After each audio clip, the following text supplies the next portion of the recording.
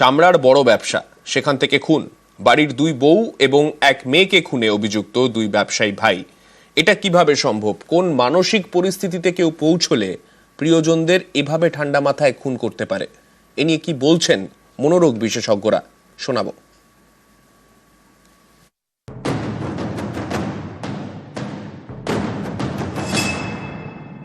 একই বাড়ির 3 ঘরে 3 দেহ, নিহত একই পরিবারের 3 জন, 2 মহিলা এবং এক কিশোরী। ট্যাংরার দে পরিবারের ঘটনায় জোর শোরগোল। প্রাথমিক তদন্তে মনে করা হচ্ছে 3 জনের খুনের পিছনে রয়েছে দে পরিবারেরই 2 ভাই।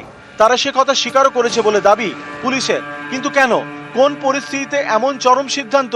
কোন মানসিক অবস্থায় পৌঁছলে প্রিয়জনদের এভাবে ঠান্ডা মাথায় খুন করা যায়?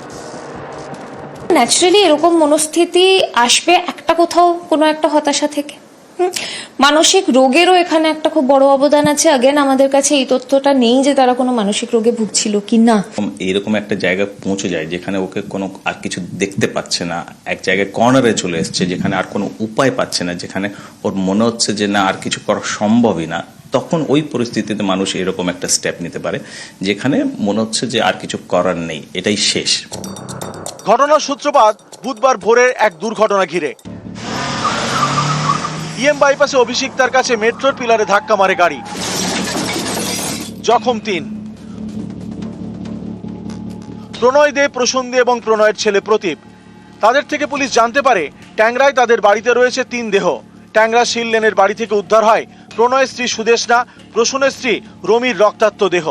প্রসূন রমির মেয়ে প্রিয়ংবাদেরও দেহ উদ্ধার করে পুলিশ। 2 ভাইয়ের দাবি, বাড়িতে 3 জনকে খুন করার পর তারা আত্মহত্যার চেষ্টা করে, তাই গাড়ি ছুটিয়ে মেট্রোর পিলারে ধাক্কা। এর আগে বেশ কয়েকটি জায়গায় গাড়ি নিয়ে তারা ঘোরে।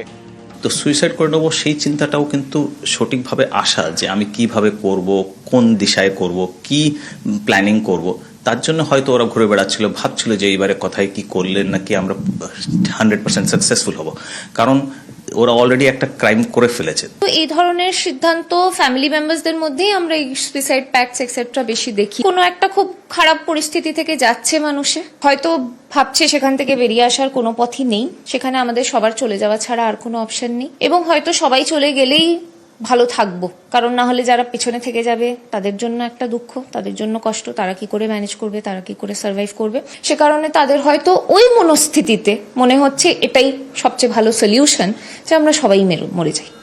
2 ভাই প্রণয় প্রসূন, চামড়ার গ্লাভসের ব্যবসা। ট্যাংরা শিল লেনের বাড়ির কাছেই কারখানা। বিভিন্ন দেশে তাদের তৈরি গ্লাভস রপ্তানি হয়। ধনী পরিবার, কিন্তু 3 বছর ধরে ব্যবসায় ধাক্কা। আয় কম ছিল, ঋণ বাড়ছিল। এর থেকেই কি চরম সিদ্ধান্ত?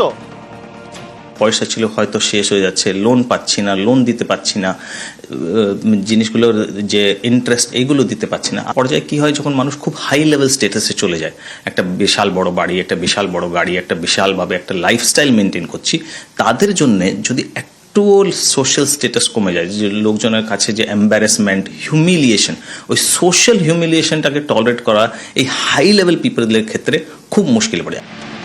নিহত বাড়ির 2 বউ এবং মেয়ে, বাড়ির ছেলেরা সবাই বেঁচে। এর পিছনেও কি কোনো বিশেষ কারণ রয়েছে?